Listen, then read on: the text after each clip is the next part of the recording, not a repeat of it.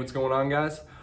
If you're watching this video, then you are most likely about to be a dad, because that is why I made this video. So this is going to be the first start of the Dad Diaries, and it's going to help me document firstly the things that are going on, but it's also going to help hopefully the coming fathers out there learn about what's going on, how to deal with your pregnant lady, and how to get through this together to have a good pregnancy and the things that you should be excited about. So let's get started.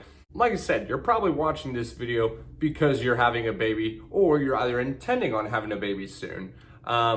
There's lots of different things that can go along with being a dad. Most of them are going to be good things though, and that's why you should be excited. When I found out, there was mixed reactions, of course.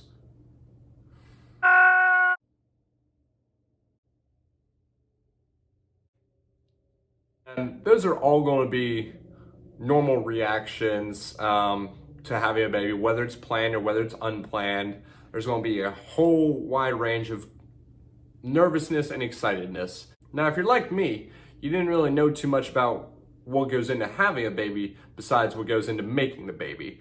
And there's a lot of different things that you can go ahead and start thinking about. There's tons of great books out there. Some books will come across as textbooks. There will be very dense information. It's almost going to be like you're studying for your chemistry class. There's so many passages and chapters, and lots of them you'll be able to skim over if they don't apply to you. So that's the good part.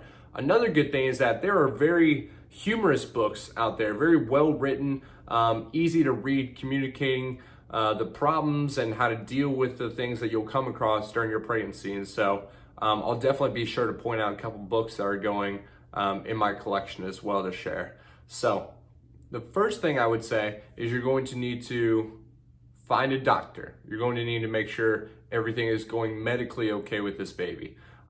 I personally thought we would go see a practitioner firstly. I didn't know that you would have to go see an OBGYN for the first, well, not for the first, pretty much for the whole pregnancy.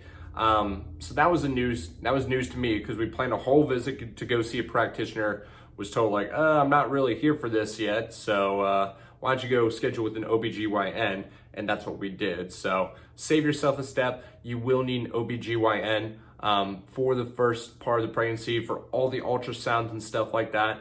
And then once you have the baby, you'll find a family practitioner most likely.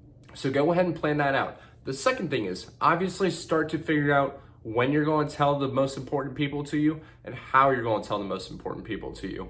There's generally a safe period of time of around 3 months or so to start telling people. It's not a bad thing to wait 4 or 5 months because there can still be problems that arise later in the second trimester. But for the most part, 90% of pregnancies end up okay after the first trimester has passed. When you're getting ready to tell people, I know it's going to be wanting to burst out of you like word vomit. You can't even stop it. But you have to figure out who you want to tell first, because that person's got a big freaking mouth and they might tell someone that you didn't want to have been told yet. So generally, the most important people are both sets of parents that apply. Maybe the grandparents after that, siblings included, best friends, yes. Don't tell that person at the gym that you see very often. Don't tell your aunt before you tell your sisters. Don't do things like that, because someone's going to be personally offended if they don't get told in the right order of importance. And that's just the truth of the matter. So definitely plan when you want to tell people. And this is exciting news. You should be excited to share it. And so one thing that I wanted to suggest to all the dads out there is work with your pregnant woman on how you want to tell people. My fiance Naila did a wonderful idea of making pretty much little boxes, shoe boxes that were filled with like some confetti or whatever. Had a little pair of socks, pacifier, baby food, and a picture of the sonogram.